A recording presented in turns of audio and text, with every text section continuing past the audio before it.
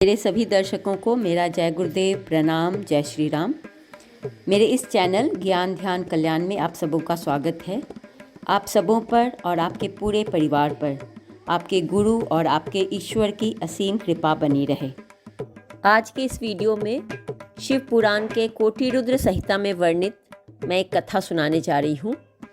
बहुत ध्यान से सुनिएगा कथा। ये कथा बहुत ही सुंदर है। एक बार एक जंगल में एक भील रहता था। भील का नाम था गुरुद्रुह और वो भील बहुत ही क्रूर था, बहुत बलवान था। जंगल में जाकर जानवरों का शिकार करता और लाकर अपने परिवार का भरण पोषण करता था।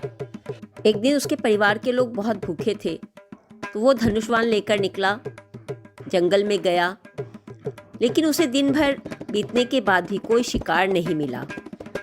तो वो शिकार कैसे मिले ये सोचते हुए एक जलाशय के पास पहुंचा, ये सोचकर कि जलाशय के पास कोई ना कोई पशु तो आएगा ही जल पीने के लिए, और वह उस पशु को मारकर भोजन के लिए घर ले जाएगा। वह भील जलाशय के पास एक पेड़ पर चढ़ जाता है और पेड़ पर चढ़कर बैठ जाता है। उसके पास एक जल का पात्र होता है जिसमें वह पानी पीने के लिए लेकर गया होता है। थोड़ी देर वह वृक्ष पर बैठता है तो वह देखता है कि एक हिरनी जलाशय के पास आई है जल पीने के लिए। वह धनुष्वान उठाकर उस हिरनी को मारना चाहता है। तभी उसके धनुष्वान से लगकर पास जो जल होता है वह नीचे गिर जाता है। उसे पता नहीं था कि उस वृक्ष के नीचे एक छोटा सा शिवलिंग होता है। उस शिवलिंग पर वो जल गिर जाता है और उसके धनुष से लगकर एक दो पत्ते भी उस शिवलिंग पर गिर जाते हैं। अनजाने में उससे शिवलिंग की पूजा हो जाती है। वह नहीं जानता है, वह इन सब चीज़ों से अनजान है। उस खड़खड़ाहट की आवाज़ से हिरनी देखती है ऊपर, तो वो भील से पूछती है। भील बोलता है कि मैं तुम्हें मारना चाहता हूँ, मेरे परिवार के लोग भूखे हैं। तब वो हिरनी क्या बोलती है, देखिए कितना सुंदर जवाब देती है। बोलती है, हे व्याध, मैं समझ गई कि तुम क्यों आए हो, तुम क्या करना चाहते हो। बोलती है, मैं कितनी सौभाग्यशाली हूँ कि मेरा शरीर किसी के भूख मिटाने के काम आएगा। तुम मुझे मारोगे तो मेरा ये शरीर तुम्हारे परिवार वालों के पेट भर सकता है। इससे तो मेरा जीवन सार्थक हो जाएगा कि मैं किसी के काम आ सकूँगी। लेकिन हे भील, मेरे घर पर छोटे छोटे बच्चे हैं, मैं उन्हें बोलकर उन्हें समझा कर आती हूँ, उन्हें अपने स्वामी के पास रख कर आती हूँ। मुझे थोड़ी देर के लिए समय दे दो, मुझे थोड़ा सा समय दो, मैं अपने परिवार को सब कुछ बता कर आती हूँ, तब आप मुझे मारना। तो वह भील बोलता है कि ऐसा कभी संभव है क्या कि तुम जाने के बाद तुम वापस आओगी, क्योंकि कौन अपना जीवन गंवाना चाहता है।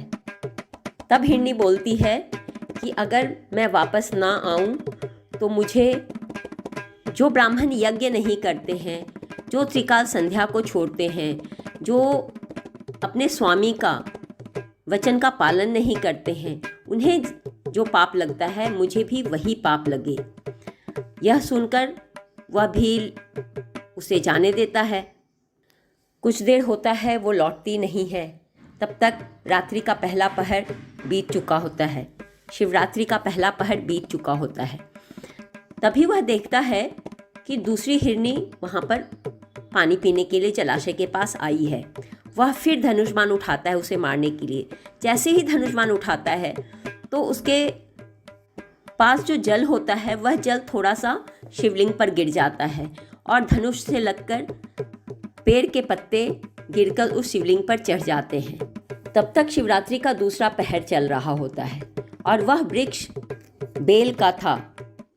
उस वृक्ष पर फिर ससराहट की आवाज़ से वह हिरनी देखती है उस भील को और भील से पूछती है, तुम क्या कर रहे हो। तो भील उत्तर देता है, भील बोलता है कि मैं तुम्हें मारना चाहता हूँ, मेरे परिवार के लोग भूखे हैं, उनका भूख मिटाने के लिए मैं तुम्हें मारकर ले जाना चाहता हूँ। वह दूसरी हिरनी गर्भवती थी। वह बोलती है कि मेरे घर पर छोटे छोटे बच्चे हैं, मैं उसको देखकर एक बार आती हूँ, उन बच्चों को अपनी बहन के पास सौंप कर आती हूँ। यह हिरनी उसी पहली वाली हिरनी की बहन होती है। वह हिरनी बोलती है, हे व्याध, मुझे थोड़ा सा समय दे दो, बस मैं अपने बच्चों को अपने बहन के पास छोड़कर आ जाऊं। वह भील बोलता है कि इसके पहले भी एक हिरनी आई थी, वो भी ऐसा ही कहकर गई, लेकिन अभी तक नहीं आई है। तो बोलती है, मैं ज़रूर आऊँगी, आप मुझ पर विश्वास रखिए। अगर मैं नहीं आती हूँ तो मुझे इस तरह का पाप लगे। तो वो सुनकर उसे फिर लगता है कि नहीं, मुझे इसे छोड़ देना चाहिए, वो वापस ज़रूर आएगी। और तब तक उसकी 2 बार जल चढ़ने से उसकी बुद्धि भी थोड़ी थोड़ी शुद्ध होने लगती है। उस भील के कुछ पाप नष्ट हो गए होते हैं, इसलिए उसकी बुद्धि भी थोड़ी शुद्ध होने लगती है। तो फिर भील बोलता है कि ठीक है, जाओ, लेकिन जल्दी वापस आना। तब तक शिवरात्रि का दूसरा पहर खत्म हो जाता है और तीसरा पहर शुरू हो जाता है। तभी वो देखता है कि एक हिरन वहाँ आया जलाशय के पास जल पीने के लिए। वो फिर से धनुष्वान उठाता है और फिर जल अनजाने में गिर जाता है उस शिवलिंग पर, और पत्ते टूटकर वृक्ष से उस शिवलिंग पर गिर जाते हैं। फिर से वृक्ष की सरसराहट की आवाज़ से हिरन ऊपर देखता है। तो व्याधि बोलता है कि मैं तुम्हें मारना चाहता हूँ। हिरन बोलता है कि ठीक है, घर पर छोटे छोटे बच्चे हैं, तुम मारो, लेकिन मैं उन बच्चों को अपनी पत्नी को बोलकर उन्हें समझाकर मैं वापस आता हूँ, और मैं ज़रूर आऊँगा। अगर मैं ना आऊँ तो मुझे इन तरह का पाप लगेगा। तो वो फिर विश्वास कर लेता है और वह हिरन अपने घर जाता है। घर जाता है तो हिरन की पत्नी और दूसरी छोटी हिरनी, इन सब के बीच बातचीत होती है। सभी बोलते हैं कि नहीं, हम जाएंगे तो हम जाएंगे, क्योंकि तीनों वचनबद्ध रहते हैं। वह हिरन कहता है कि नहीं, बच्चों को माँ की ज़रूरत होती है, इन बच्चों को मुझसे ज़्यादा तुम्हारी ज़रूरत है, तुम इन बच्चों का बहुत अच्छे से देखरेख कर लोगी, और फिर मैं तो ठहरा घर का स्वामी, तो मुझे ही उस भील के पास जाना चाहिए। उसकी पत्नी बोलती है कि नहीं नहीं, मैं आपकी स्वामिनी हूँ, मैं आपकी पत्नी हूँ, मुझे जाना चाहिए। छोटी बहन कहती है कि नहीं, आप बड़ी हो, आप घर को अच्छे से संभाल सकती हो, आप इन सबको देखो, मैं जाती हूँ। इस तरह तीनों आपस में बातचीत करते हैं, लेकिन कोई निर्णय नहीं ले पाते हैं कि कौन जाए। तो आपस में सहमति बनती है कि हम तीनों ही चलते हैं, और व्याध भील जिसके भी मारेगा उन दोनों को मान्य होगा। तो वे सब अपने बच्चों को अपने पड़ोसी के पास छोड़कर दोनों हिरनी और हिरन इस भील के पास वापस आते हैं। तीनों को आते देखकर वह फिर से धनुष्वान उठाता है। जैसे ही धनुष्वान लेता है, उसके पास से जल गिर जाता है। वह जल शिवलिंग पर चढ़ता है, पेड़ के पत्ते टूटते हैं, टूटकर उस शिवलिंग पर चढ़ जाते हैं, और इस तरह 4 पहरों की पूजा उससे अनजाने में शिवरात्रि की हो जाती है। वह तीनों आकर बोलते हैं कि हमने अपने वचन का पालन किया, हम तीनों आपके पास हैं, आप जिसे मारना चाहते हैं आप मार लें। शिवरात्रि के 4 पहर की पूजा होने के बाद उस भील का मन बहुत शुद्ध हो जाता है, और वह भील सोचता है कि यह जानवर होकर, पशु होकर, निरीह प्राणी होकर अपने वचन को निभा रहे हैं। मेरे परिवार की भूख मिटाने के लिए ये वापस आ गए, और एक मैं हूँ, मनुष्य होकर भी उनके बच्चों के बारे में नहीं सोच रहा, अपने परिवार की भूख मिटाने के लिए सोच रहा हूँ। मैं कितना दुराचारी हूँ, कितना पापी हूँ। और फिर वह भील उन तीनों हिरन को छोड़ देता है।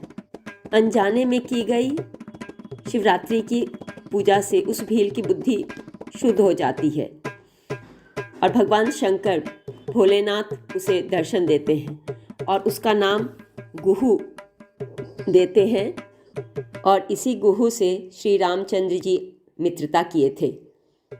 इसी कथा से ऐसी मान्यता है कि महाशिवरात्रि के दिन महादेव की पूजा 4 पहर में करनी चाहिए। यह थी शिव महापुराण में वर्णित एक सच्ची, छोटी और सुंदर सी कथा। धन्यवाद।